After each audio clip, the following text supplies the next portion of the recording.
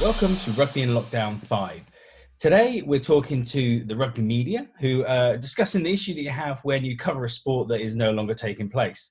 So we've got on our panel Nick Heath, a fantastic rugby commentator who you might have heard on any number of events from the Women's Six Nations to the varsity match to BT Sport, and Nick Mullins as well, who's another commentator who's effectively the voice of rugby these days across ITV and BT Sport.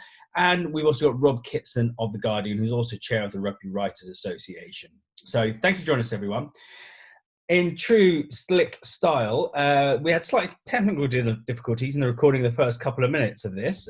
So just to summarise what's happened before the recording actually starts, we've had Nick Heath, who's been telling us about live commentaries, which has been his commentary of everyday life when he's been filming what's been going on in Tooting, that has turned him into an overnight sensation that's taken him viral.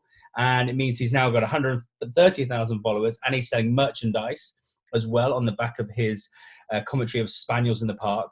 And Nick Mullins has also begun to talk about the issues with commentating when you have to do it remotely. And he's using the example, when we start this, of how him and Austin Healey covered a game in France in 2001 as part of the Nostalgia series and BT Sport. So that's where he's going to pick up, and enjoy, and be sure to tune in as well next week when we've got an amazing lineup as well of professional rugby guys. Cheers. Thanks. Say as an example from 2001 in Paris. And I would suggest that unless I told you that me and Austin hadn't been at the game that day, you wouldn't know. You know, the sound balance was perfect. And it's been a real eye-opener, I think, in terms of television as to what we can achieve without actually being at the ground. That clearly brings its own journalistic questions, and I wouldn't support going down that road long term. But I think we proved with the commentaries that we've been doing that it is possible, and it sounds authentic. Do you think it's also been nice for the fans to see that key core talent in a different environment? You know, we talked earlier on about all of our different backdrops. Obviously, mine is just very subtle. But are you become aware? Did Nick at the top there? Do a guitar? Is that cats and dogs on those pillows and a rugby ball? Do you make sure that's placed? And everything. Yeah, I mean, people have been saying to me, "Oh, and you play the guitar?" No, husband's guitar, so that's not mine. Yeah, I mean, but obviously, when you're doing things like Zoom, then you've got the opportunity to, change your backgrounds and things. And I think people have been enjoying that the world over. So, if you want, you can be sat in a nice fighter jet and just having that kind of thing. So, but yeah, and I've been, a couple of times I've been doing these quizzes for people. So then you've got your glitzy curtain as well, if you want to, and you can get on with that kind of thing. But it's interesting, actually, the kind of, just to jump in on what Nick was saying about the experience of broadcasting and what people are used to, or what we're used to as broadcasters, and how things change. One of the things I'm sort of, I don't quite know how to explore it properly, but I've obviously had lots of messages from people that have been saying, oh, I don't really do sport, but if this is what sport's like, or this is how it can be entertaining, then count me in. And it's made me think that, okay, what I'm doing is a bit of a parody and a kind of send up of it not being particularly sport. It's ultimately a mundane thing, but it's made me wonder whether there is room for more levity and more fun, and to try and see more of the entertainment in sport. But there's a fine balance. You've got a lot of athletes that are putting their bodies on the line and working really hard to do what they do. There's a lot of money in these things. There's people who've invested a lot. There's a lot at stake in terms of people's livelihoods. And so it's no wonder there's a lot of analysis and detail that goes into how sporting matches and bouts and one-on-ones can be won and lost. But it has opened my eyes as to whether there is some sport, maybe not all of it, but elements of it that could benefit from tapping into the fun and entertainment nature a little bit more, rather than perhaps being serious all of the time. And Nick Mullins, so as we were saying with the guests, have they enjoyed? So the core talent, have they enjoyed doing this sort of different style? And I presume has there been good feedback for that as well? Yeah, there has, and people have loved it. I think they've been the most watched programs on BT Sport during the week. So they've certainly gone down well with the folk watching. It's unique for people like Brian O'Driscoll to be commentating on himself beating Munster in a Heineken Cup semi-final at Croke Park. They've clearly never done that before. Yeah. And what was interesting for us, and I think me and Ali as commentators over the course of the month that we were doing them, found a way of working out how you use the tenses. Because initially we were saying, let's pretend that we're there as live, and then Brian and Austin and Ben can reflect as they would do in hindsight. But actually, that as a pretense didn't really work, because it was clear that we weren't there as live. So it was much more reflective. But there were times when the ball was in play that we would commentate as we would have done when Leon Lloyd was scoring the winning try for Leicester in the corner, that scorching day in Paris. I had to, a bit like Nick does with his live commentaries, cod up this idea that it might have been live. But I love it. I think we've had some fantastic insights from the players, and I don't think it's just rugby that you could do it with. I know that Sky have been rerunning the Ashes, haven't they, with Nasser and the boys, and just reflecting and telling stories about matches that we all remember, and us hearing stories that maybe haven't been told previously. I loved it as a concept, but we all need a holiday.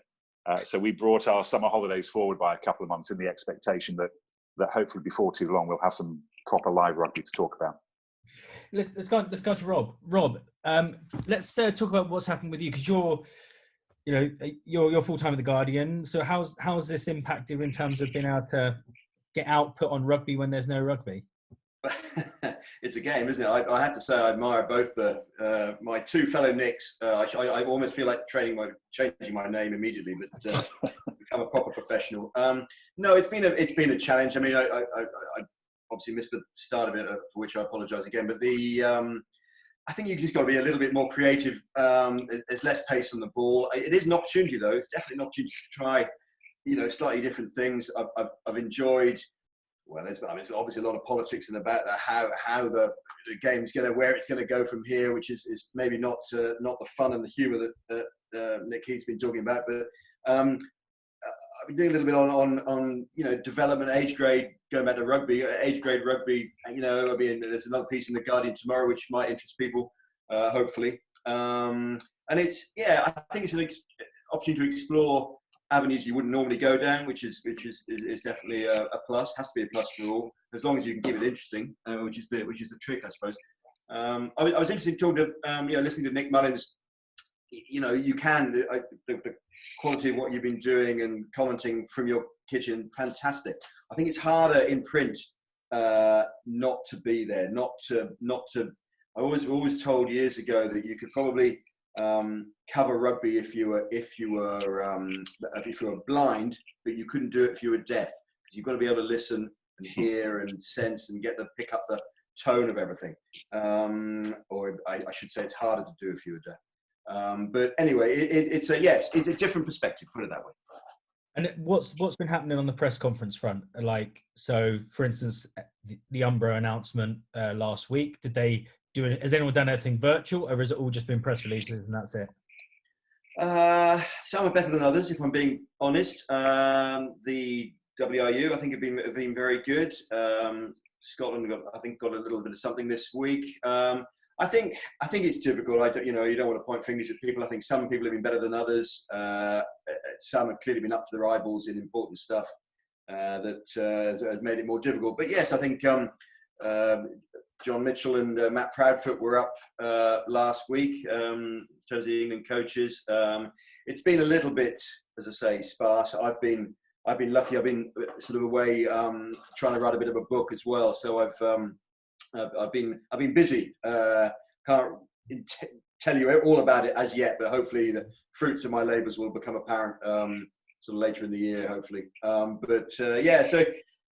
in terms of laying stuff on for us, I think it shouldn't necessarily be that way around. We obviously need to generate stories and interest and what have you, but every little bit helps, I think.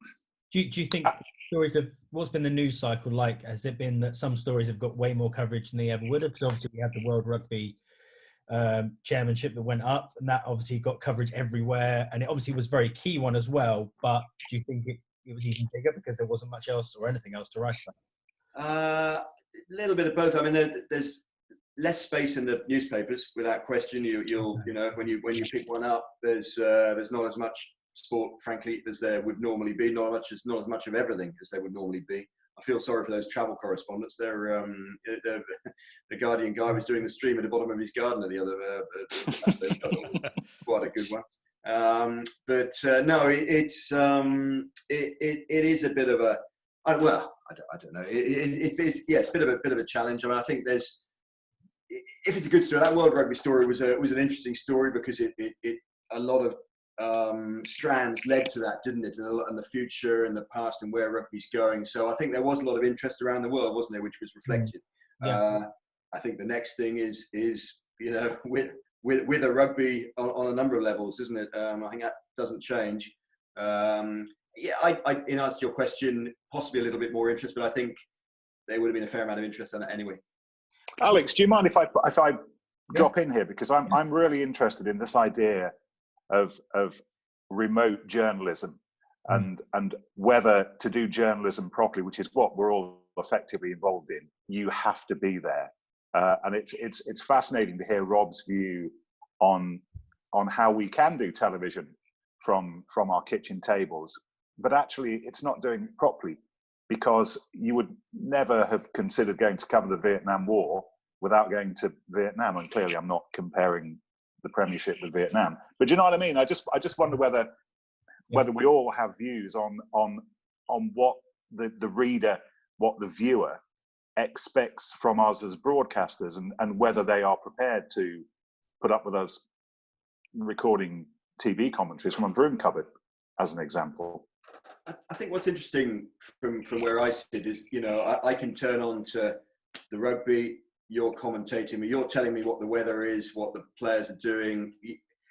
I'm inhaling it, secondary sort of smoke, if you like. Whereas I think I had a long debate about this years ago, 2008, the Beijing Olympics with Andy Bull, who's a very fine sports writer on The Guardian. We had a long debate late into the evening, and he's younger than me and different generation. He's saying, "Oh yeah, that's the future. Covering it off the telly, it'll be cheaper. We can pretty much we can still write nice pieces, as you're saying, and absolutely you can." My argument was it's just different. It's like comparing.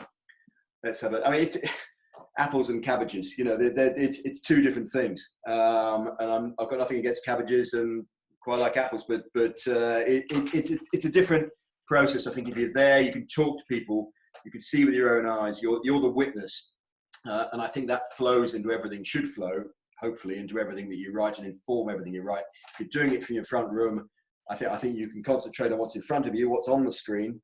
I think it's quite hard to see around it. I think they've always been in TV and elements of it over the years. Some broadcasts will be done off tube, the expression for doing them off the TV rather than being there. And I think a lot of the time you're encouraged as the commentator not to perhaps give it away, but also not to oversell the fact that you're not there. And I think when you're there, you get the chance perhaps to look over from your commentary position. You see the players warming up on the touchline.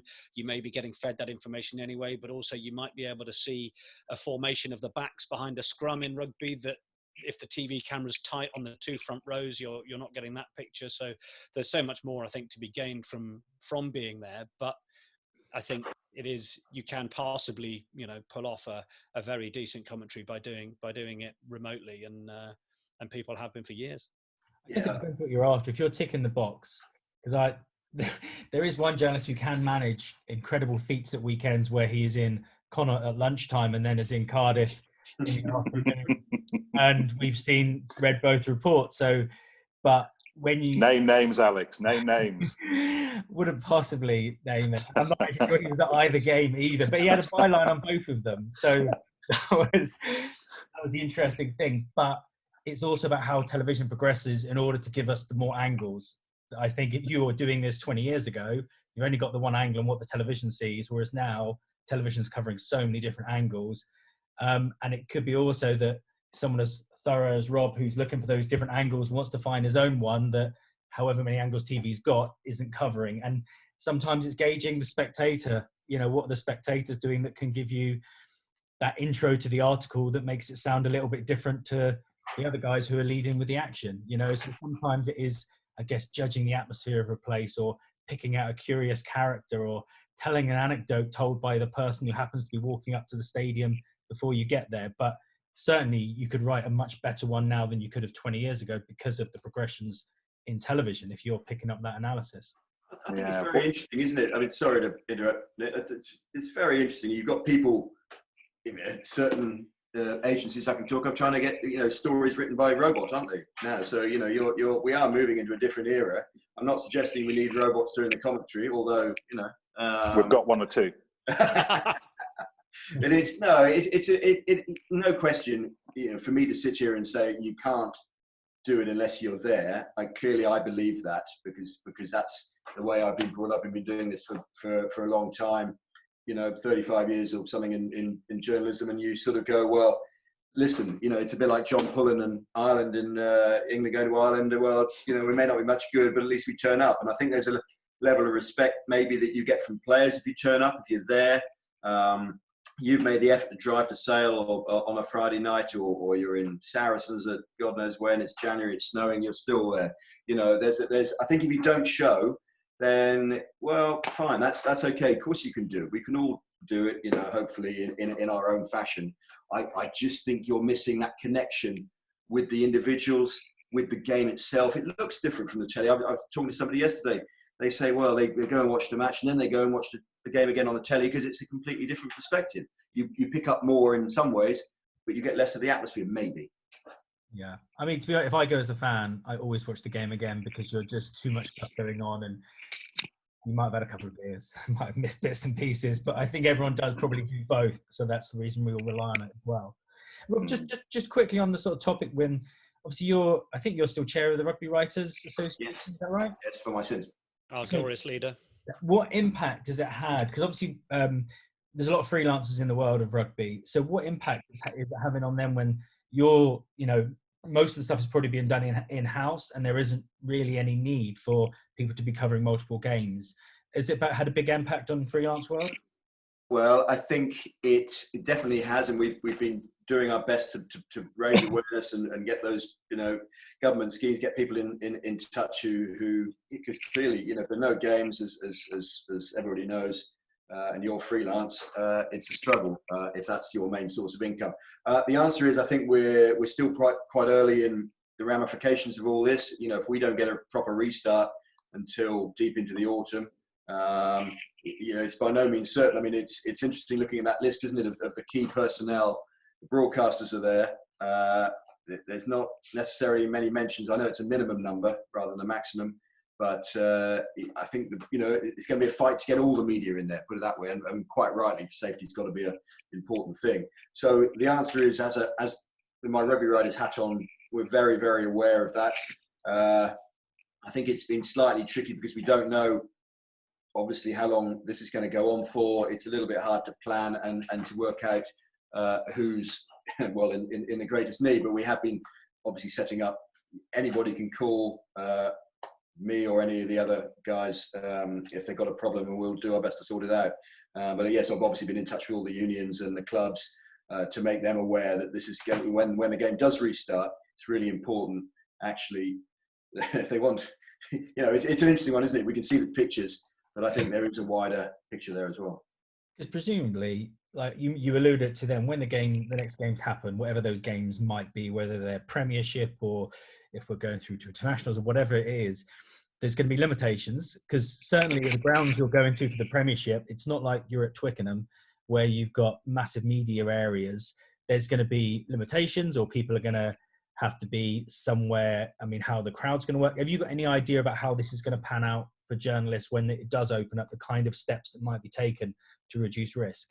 The short answer is we're not sure precisely. It depends what competition you're talking about. It depends which part of the world you're talking about. If you're talking in the Premiership in England, I think they're just waiting to see, frankly, what happens with Premiership football. If that restarts as they're hoping it to restart, that'll obviously feed into what is possible in the rugby, I suspect. I mean, clearly rugby, there's probably fewer media, you would argue, at a normal club game. Then again, you've got all the travel, you've got... the answer is, I think we're still a few days away from knowing precisely what that'll look like. But all I can say is I have had conversations making the point that if you haven't got any written media personnel there. If it's all by video link, then clearly if that's the only way it can be done, well, you know, health and safety's got to come first, but it's not ideal from a lot of points of view. And Nick, on the well, both Nicks really can answer this. In terms of the live broadcast, could this be a scenario where the people, I mean, when you look at the TV setup, who are the people that would need to be in the stadium in order to just physically get those pictures out to everyone? And could it be that the actual commentators do have to sit out back somewhere else, watching it on several screens? What do you see there? Well, it's a fascinating question, and it's one that I know that Sunset and Vine, the production company who look after BT's rugby, are trying to work out at the moment, and paring the bone back as far as it'll go. On a conventional rugby Saturday 12 months ago, we'd have had the best part of 100 people covering the match, which might seem overkill, but it's a huge operation. You think that we have 18 cameras, you know, that's 18 camera operators before we even start to think about those who are making sure that the cameras work, that they're all wired up, that we have sound, that we have floor managers, that we have people cutting video replays in the trucks in the car park.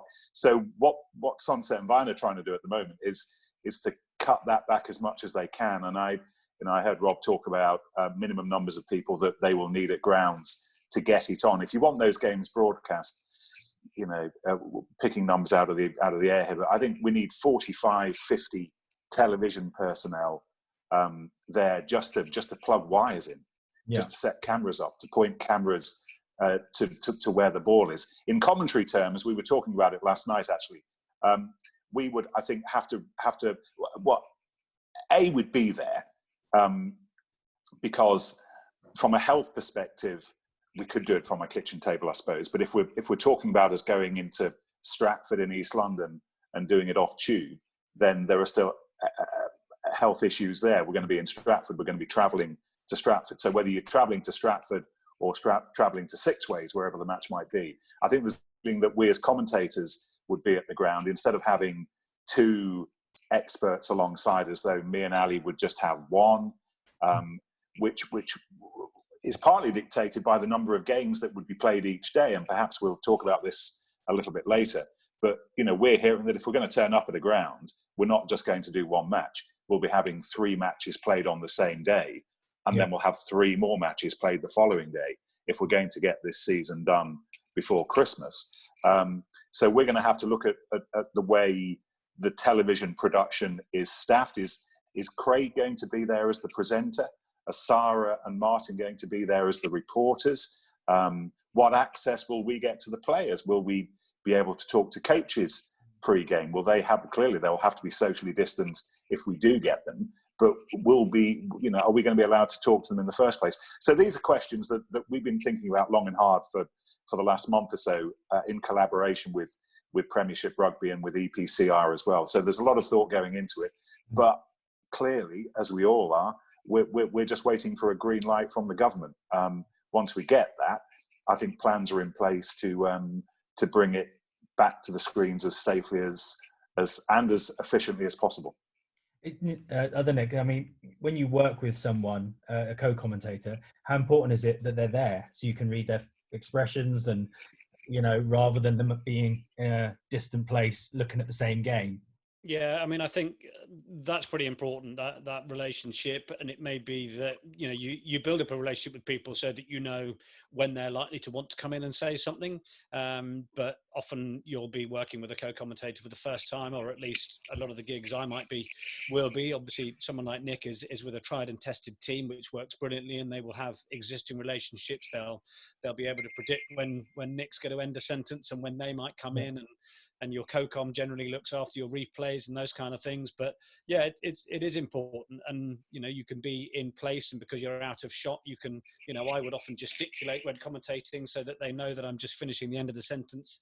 And then you gesticulate to know that your co-commentator comes in. And, you know, all these kind of things are signals to create a good overall product, create a good partnership, and hopefully be able to have the right ins and outs and time for each of you to say what you want to say over a try replay or whatever it might be. So I think as Nick suggests, it may be about reducing the number of co-commentators for broadcasters like BT that may have 2 or 3 on one particular game. But I think if you can be socially distanced within the broadcast setup, to have one person with you that may be a couple of meters away, then I think it's going to be important for the 2 of you to be on site, or at least if you're off tube to be together.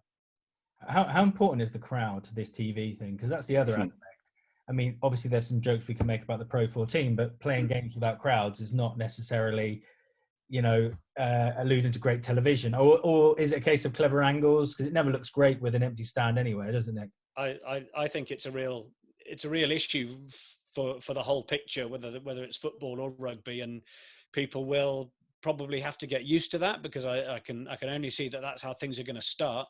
But so much of sport isn't just about what the 15 or 23 blokes against 23 are doing, the single fighter against another, or whatever it might be. It's about the atmosphere of it, the presentation of it, what's going across. I mean, even in the stupid videos I've been doing, people have been duped into believing they're watching sport purely because if you turn up the dial on the parody commentary, then people think there must be some contest going on, even if it's just someone crossing the road. So people like everything that comes with sport and the sort of hype of the occasion, and without that cheer as the teams come out, and without that moment of even the disappointment noises, I always think are quite funny when someone knocks a ball on. I'd hate to be in front of 30,000 people when you hear a collective but it's all part of the game, and tries, scores, and moments that get the goosebumps going and almost bring a tear to the eye. Watching England women play at Sandy Park last autumn, and that's one of the first times there's been that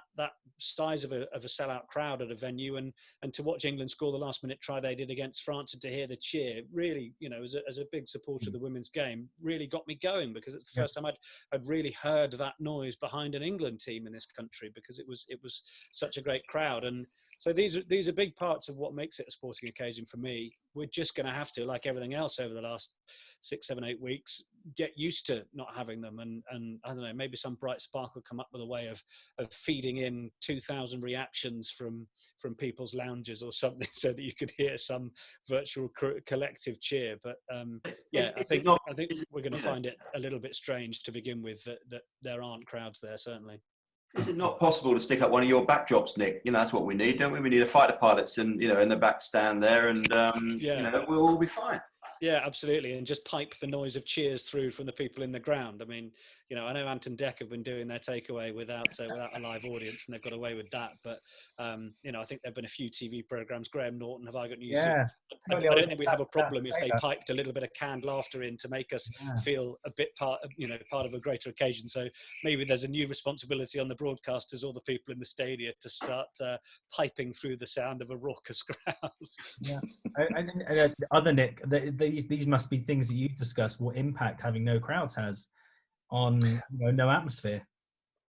Yeah, I mean, if it's a question of do we play rugby behind closed doors or not, clearly we will play rugby behind closed doors. This is purely now just aesthetics. But as a commentator, you ride the noise of the crowd. I'm pretty much partially deaf these days because I have the crowd noise so high in my headphones, because it helps you ride that wave. So yeah, as a job, as purely as a task of shouting out names with some level of excitement, which is essentially what we do, it's much harder when you're not enjoying it as much as those thousands sitting around you. I wonder what difference it makes to the athletes as well. That feeling of a crowd getting behind you when there's 2 minutes left on the clock, and you've got to bring yourselves back to the other end of the field and turn the game around, or find the opportunity for that drop goal in rugby, whatever it might be. That has clearly played a part in big occasions we've seen over the years. And so any of these games that come down to a close run thing that are missing that is going to be asking probably bigger questions of the athletes and players themselves. And there's a question over in the chat. Maybe Rob can answer this one. One's talking about significant debate in US journalism, that the fact there's so many papers have not got a reporter in place, they need to heavily rely on press releases from the government sources. So from that, we must presume we're talking about the RFU being the US government, and US journalists being the rugby pack. How do you feel about that, covering games when you can't be in the game in the actual stadium itself? I'll spare you my American accent, but at this point, I think probably no. I instinctively, that's not journalism, is it? That's something else. You know, if you're just funneling the official line, unfortunately, you know, however good the governing body is, however well intentioned they are, in the end, it's not the complete story. And I think anybody would say that, whichever side of the fence that you're sitting on. Yeah, I mean, it was interesting going back to, if you haven't got a crowd there, they're a great gauge, as Nick Mullins is saying, a great gauge. If you're sat in the press box and you're trying to write something and you're tapping away on your second half, it's maybe getting the last quarter, the deadline's approaching. Noise is what gets your attention. You know, the crowd are actually your extra pair of eyes, or your several thousand extra pair of eyes to help you write the story. So slightly veering off the tangent from my American presidential lobby thing, I think it's slightly different. It's a difficult comparison to make. I think we're a bit less of a captive audience than the US Washington lobby, probably. And luckily, Trump isn't in charge of Twickenham yet. Can you imagine, Rob, how much fun it would be, though, if Trump was the next England head coach? Well, oh my God! I'm tempted to say something at this point, but I won't.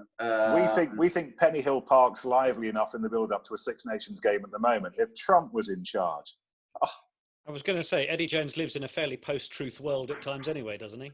Yeah, I think. I mean, Trump's quite a good example, isn't he? Of if we're going into the sort of, you know, what makes good television or what makes good reporting or helps journalists. In a way, you know something's going to come out every 10 seconds he opens his mouth, don't you? Something either ridiculous or crazy or entertaining, I suppose, if that's your, you know, how you regard him. I think the flip side is it's very hard to take people seriously after a while, if that's, you know, it can become a cartoon cutout type scenario.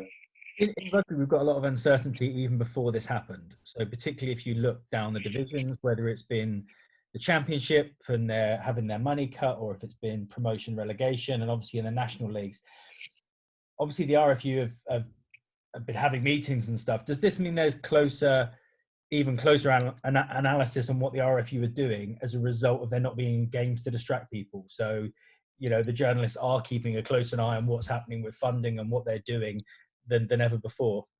I think we always would be, or hopefully would be. I do think there's an extra emphasis on it because it's all up in the air and nobody quite knows where those cards are going to land. You know, if you're in one of those bits of rugby, I pluck these out of the air, but sevens, certainly the aspects of women's rugby, age grade rugby, some of those academies, the championship clubs, the clubs lower than that, if you're a grassroots club, you are watching every day. You're going, blimey, now what have the RFU got in store for me here? What have my league got in store for me? What have my owners got in store for me? Because nobody knows. So I think there is a lot of interest, and I think probably rightly so.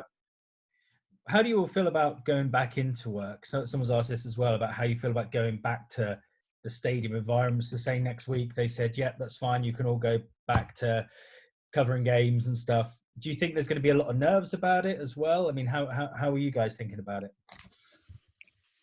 I think from my perspective, I think it'll be faintly surreal if there aren't any other. If you get in the ground as a written journalist, I mean, that'll be the first. Not much good driving all the way to Leicester and possibly not getting into the ground. That would be slightly unfortunate. I think you probably need to clarify that. I think if you're in the ground watching the game, it is definitely going to be surreal. I think in terms of your personal, there's a lot of people doing far tougher jobs than this, putting themselves in far greater danger than we ever would. So I think we can probably put that to one side in terms of your personal concerns. All you can do is, as I say, I mean, it sounds a bit of a cliche, doesn't it, to say you just do your job to the best of your ability and then you go home again. I'm not sure. I possibly not missed all the hundreds and thousands of miles of driving, possibly in the last few weeks, but equally there'll be a slight spring in the step if and when the first match day does come around that you can go and see, definitely. this is a question for everyone that's sort of come in. A couple of people have asked this separately, which was about how the game might adapt as a result of this. Someone said about whether or not avoiding unnecessary contact or adopting a temporary rugby league style with no rucks. Does anyone envisage that, or is there anything they could change? I've been playing touch rugby for years, but I can't see it being something that's going to light up the fans or be something that they get behind if the standard of rugby union starts to have to shift. I think I can only imagine it coming back at a point where it is the game that we know and love. I'm not entirely sure that it works for anybody to be anything other than that, in the short answer. I think there's a recreational side, isn't there, when you can make up whatever games you want, and I think if it's going to get people there and get them out and get them, throwing a ball around, I think that's fine. I think professionally, as Nick says, it's very, very hard to envisage that, because that's not the game. That's not what it says on the tin, essentially. So no, I do think sevens is an interesting one, because if let's say you took away scrums in sevens and, for example, tackling, yes, of course there's loads of tackling, but it's there's fewer bodies around, the rucks and mauls, there's fewer bodies in those contact areas. Why wouldn't sevens be able to come back before 15s, you could argue. Yeah. And I think structurally there could be changes. I mean, that's what we've had a lot of conversations with people in the Championship and the national leagues, and there seems to be that they kick off in January, which is where they're thinking, because there isn't as much pressure from sponsors or from television to get the games going again, that maybe they play half a season, but there's no promotion relegation. So if you're in the Championship or National One, you play each other once just to get the game going, and then you don't have any, and you might have a league winner, but you don't have anyone go up and down. Do you think that makes sense? Open to anyone, really. I would be fine in theory and not a bad idea in real extremis. I do think that if we're no games till January, half the number of home games for a lot of these clubs, nobody in the bar, buying anything, income, way down for all the reasons we know about. I think other bigger issues come crowding in than whether actually just getting rugby off the ground. I think, it's very tricky sitting here, and you don't want to be too doom and gloom, and you want to be optimistic and positive, and we're all in the game and we all love it dearly. But I don't think it takes a complete rocket scientist to work out it's going to be a pretty tough old 6 months for a fair few people in the game, I fear. Yeah, I think on the idea that you discussed in the Championship, I think obviously you've got these clubs that are paying their players, whether they've reduced their salaries by a great deal or not. And clearly it's been great to hear how many of the players have been willing to help the clubs and keep them in a position to be able to continue functioning. And the clubs may be sitting there going, well, we are paying you, and there is, we by the time there's perhaps a structure in place to have players fully tested, pre-game, post-game, whatever it might be, then to allow certain games to go ahead might work. They might not be getting gate receipts, but actually, the amount of people that are now getting far more used to than they've ever been to finding content online via phone and through the internet and everything, it may be that services to bring live streaming of these competitions is back. I mean, certainly the Championship and the Tyrrell's Premier 15s are due to be, going.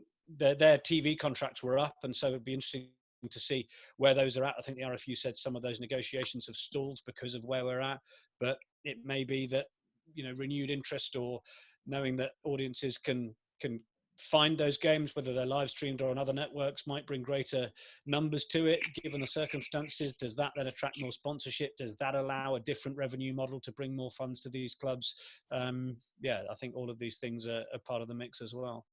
I think we need to look much further down the ladder as well. And my big concern at the moment is not necessarily for Premiership clubs, as much as we're told that one or two are on the edge. They'll always get the exposure. There'll always be, I'd imagine, somebody prepared to put some money into Premiership clubs, maybe even Championship clubs. It's for junior clubs much further down the ladder who are really feeling it at the moment and are having to scrabble around for whatever grants they can get. I was talking to a friend this morning who's connected to one. Bars are shut. They're earning no income. They're not interested in broadcast revenue because it doesn't impact on them. Yeah, much more in my mind at the moment is what the structure looks like much further below the level of rugby that we're working in on a week-to-week basis. I think that's the RFU's big issue, the WRU, the SRU. It's how we keep the bedrock of the game alive and breathing over this next couple of months, maybe even next couple of years. Who knows? I think that's a huge concern. This could be where the whole restructure of the pyramid happens. You know, as we've seen in Lancashire with the launch of their 2 leagues, they've got more clubs. They've got 33 clubs in those Lancashire leagues now. So it's about assessing which clubs have got the ambition to climb up to the Championship. I mean, some obviously beyond to the Premiership, but then where does that cut-off point go where your ambition means that, you know what, I just want to play within my county or region rather than playing an away game at Kendal and Cornish Pirates in order to try to climb up the ladder. So it could see that sort of structure take place where there are more regional leagues at a higher level than we kind of currently have at the moment. Yeah, and I don't think that's absolutely right. I think there is an opportunity there, no question, to look at, well, where if you're an up and coming player, where can you play? You know, and if you're not, if your academy, Premiership academies are suddenly reduced in size, they haven't got the resources to keep 20 or 30 people sort of playing for in the Monday night league. They've or they can't farm them out maybe to some of the clubs they farmed them out before. I think you could be looking at university rugby, that link between school, what happens when you leave school, who you play for. I think is fascinating, and I think this might actually help potentially by concentrating a few minds onto how that conveyor belt comes through. If maybe the Premiership academies, the money isn't there as much as it was, the money isn't there at some of the Championship sides, how best do you bring the next generation through? Yeah, obviously in Wales they've made quite a big point about having people stop payments beneath a certain level as well, and we had Steve Granger on here a couple of weeks ago, and that was a big topic of conversation, that encouraging the stopping of payment below sort of the National League level, because obviously that's been happening all the way through. So grassroots clubs that have got a handful of fans are still paying £100, £200 or whatever it is, and that kind of thing's presumably going to come to an end, because even if the game gets going, it's not even about what goes over the bar. It's also about those companies that were sponsoring that aren't going to be able to sponsor anymore because they either don't exist or can't afford. So it could have a big impact on that overall.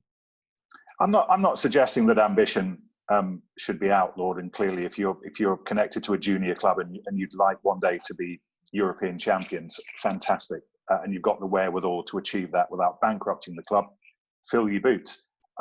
I want rugby to remain part of the local community. For me, the rugby club, it doesn't really matter what division they're in. It's just the fact that they're there and they're providing a recreational outlet within the village, within the town, for people to get together. There's the social aspect to it, and there are boys and girls having fun playing this game and watching this game. I think we can get too caught up sometimes in what division we're playing in and how much you're paying your fly half. If you want to get exercised by that, great, but let's make sure that there are still a set of rugby posts set up in the village at the end of all this, that we can all go and have a beer around come January, February time. I'm much more simplistic in my view of what's important at the moment.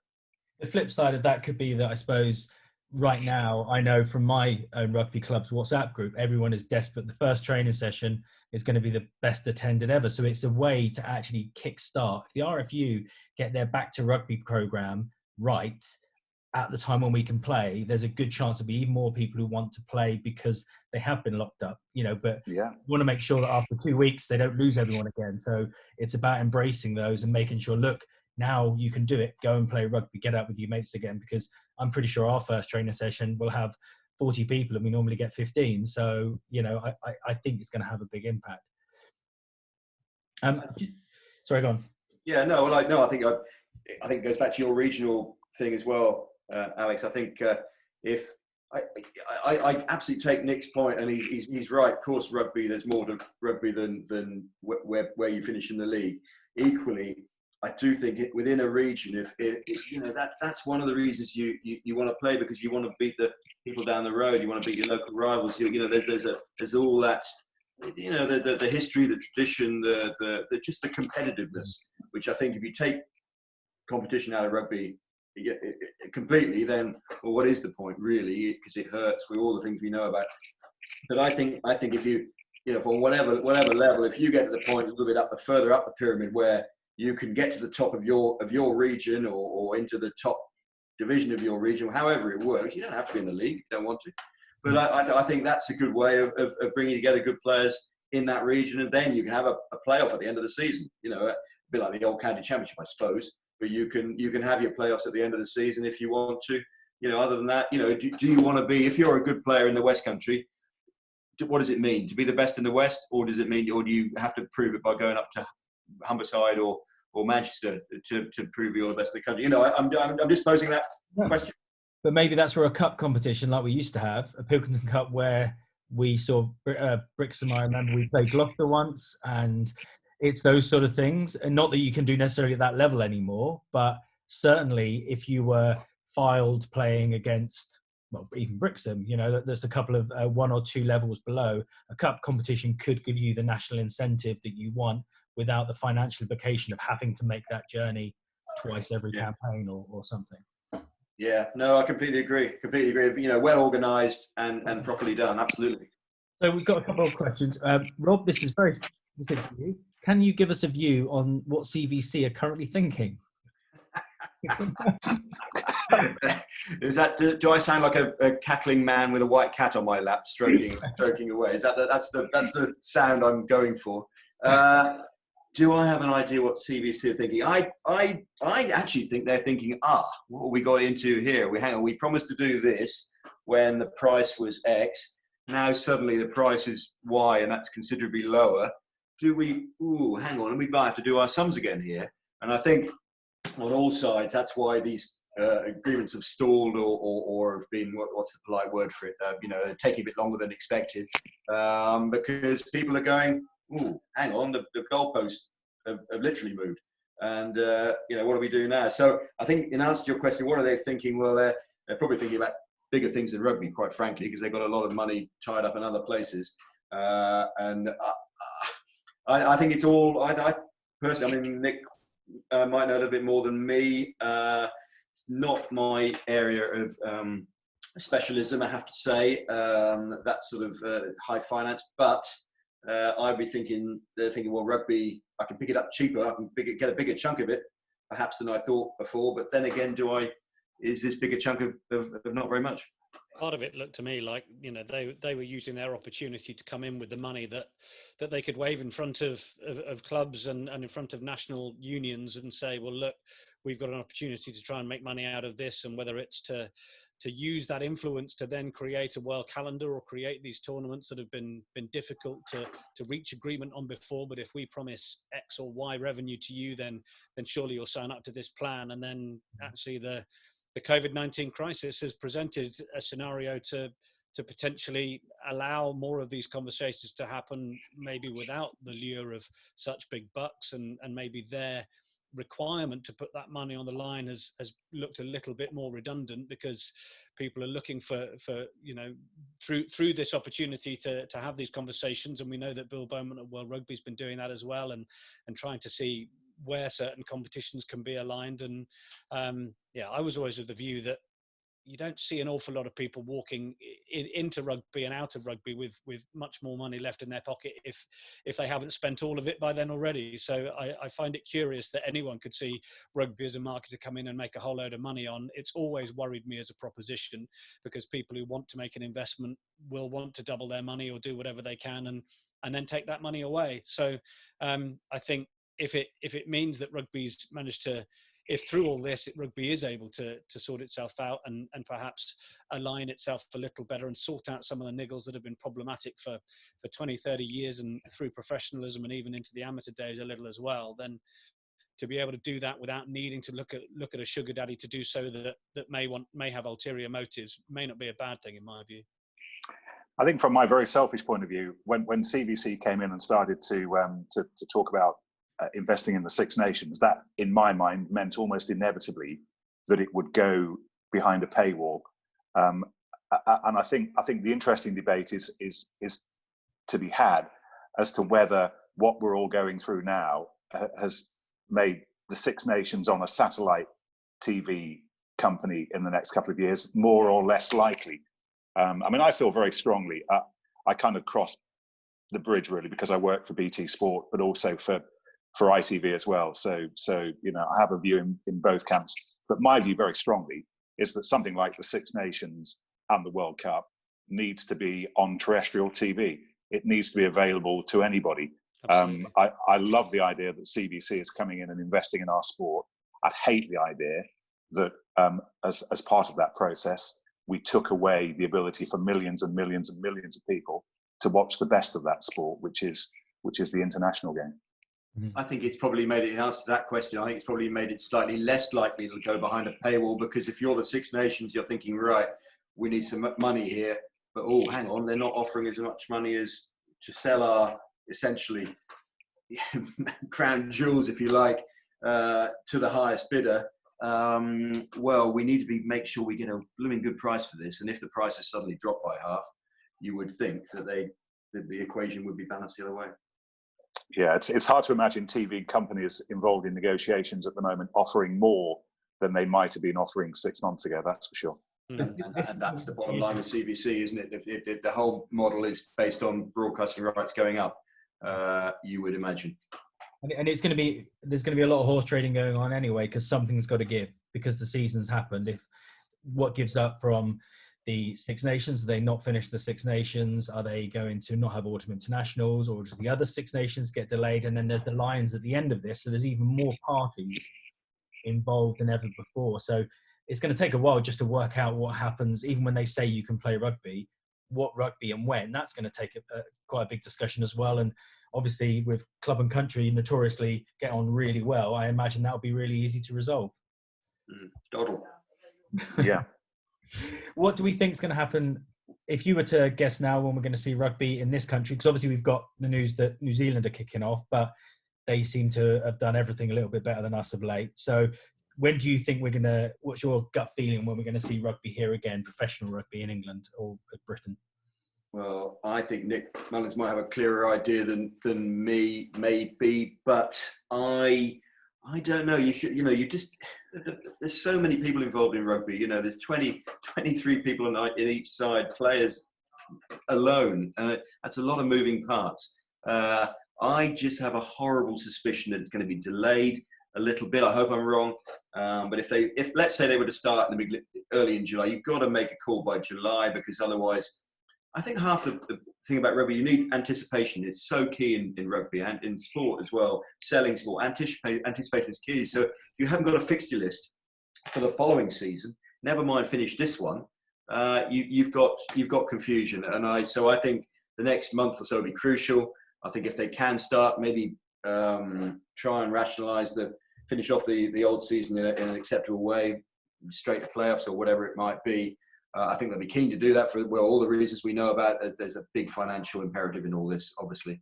But yeah, no, when my best guess, let's hope they start at the beginning of July. I'd be quite surprised if they start before then.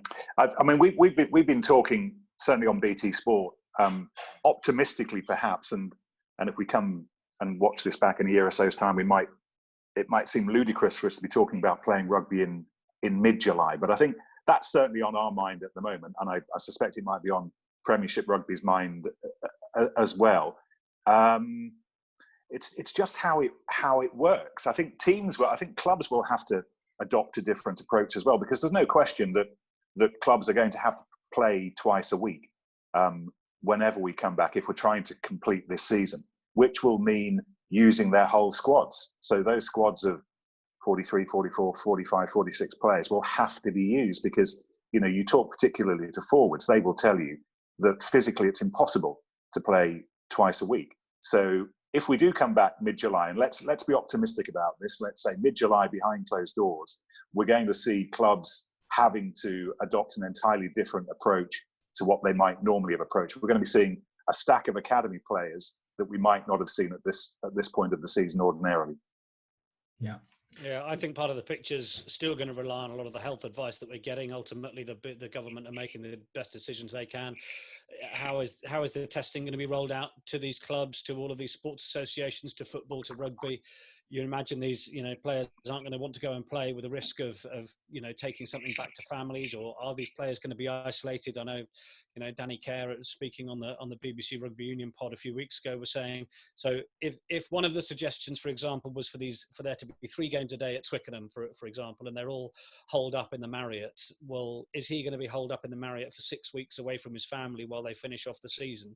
No, thank you very much. And the argument that some of these clubs don't have enough numbers within their squads to be able to put 2 teams out. So I think that there's going to be obviously a lot of pressure from people like Premiership Rugby, from the sponsors, from broadcasters to fulfil contracts. But I think there are so many sort of jumps to be made before you can get there, and questions that need to be answered, that you could feel like you're about to restart, and then actually the main health advice changes, or there's a second wave coming and things get put back another couple of months. So yeah, I really want to have Nick's optimism, but it wouldn't surprise me if we're several months away.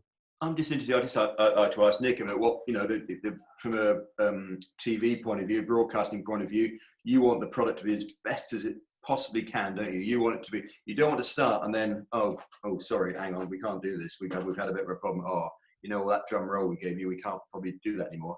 And I think that's, if you're going to start, you've got to be really confident that you can continue. Yeah, I'd also like to underline that there is no pressure from broadcasters like BT Sport to get it up and running again. I think we're all clever enough to realise that there are decisions significantly more important than whether we play a game of rugby being taken at the moment. And I'll just refer you back to ITV's decision in the middle of the Six Nations, where they were very early ahead of Italy, England, to make their own decision unilaterally that they weren't going to send us to Rome, because in their mind it wasn't safe, as the on-screen faces and voices, but also those hundreds that we talked about in terms of production. So TV production companies are a responsible bunch of people, and if it isn't safe to send us to grounds, then we won't be going to grounds. It's as simple as that. And as much as we all want to be watching live rugby again, no risks are going to be taken with this. Okay, so I'm just one last question. Maybe from Claire Jones, maybe Rob could answer this as well, because Dave Rogers, obviously one of the rugby photographers, and the most famous, I would probably say. The oldest, I think. The oldest, probably been around the longest. Thank you for that. What Rob, do you know, because he's obviously a member of the committee, but other photographers as well, because obviously there's been an impact there when there's no images or anything like that. But what happens going forward? Are they going to, every time you have a home game, there's hardly any, there's a lot of photographers lined up, so that will be limited too. Claire asked, is this the end of this view of the world? From our side, with Rugby Journal, as you're seeing the issue that's we've just gone to print, we've been able to adapt quite a lot. For a start, we've got illustration on the front cover with Eddie, which I will actually share. Although someone did, this is hold on, I will share. This is not the right thing to share. Sorry, I'm messing around here. From our side, we've been able to get we do a lot of historical stuff. We've been able to do a lot of grassroots, and actually with our cameras, quite often ours are trained at the people around it rather than the action. So I think it would miss it. I think just having action shots, and the thing about photography these days is, especially professional photographers, they tend to use a lot of the same camera, a lot of the same equipment, and it's whoever catches that moment, because they're all really good, basically. So I think you need the crowd, you need the different people, you need the grassroots rugby to get the different character from us. But we also rely on individuals, and we've been able to be very creative. We shot Emily Scarrett in the next issue with a long lens in her barn, because she trains in a barn. So we were able to shoot at distance with a long lens, her in a barn. So we've been able to do that. But presumably those photographers, they are worried, Rob. Yeah, I think, well, absolutely. And much like freelancers, that's a big part of their income. I know our man Tom Jenkins, who's a top man, he took some very nice pictures of the flowers in his garden, but I don't think he'll be wanting to do that for the next year or so. Yeah, I think actually on a wider issue, and Tom and DR are certainly in this boat, but people like Steve Brandon, who not many of you may well have heard of in a rugby sense, but he's our floor manager, and he owns a limited company, and he employs a couple of people, and he's getting no help from the government. And this is not going to become a political rant, but there are lots of people, particularly at the level that we work as journalists and as photographers and as a production team, who are self-employed and don't have holiday pay, don't have sick pay, don't get the millions that many assume because you work in television you get.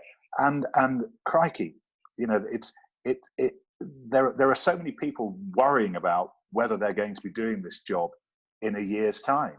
I think there'll be lots of people having that thought at the moment, and people like Brando with no money coming in are having to work very hard to keep the ship afloat, but also to make people aware that they're not being furloughed. There's no furlough money for people like Steve Brandon or for a freelance photographer.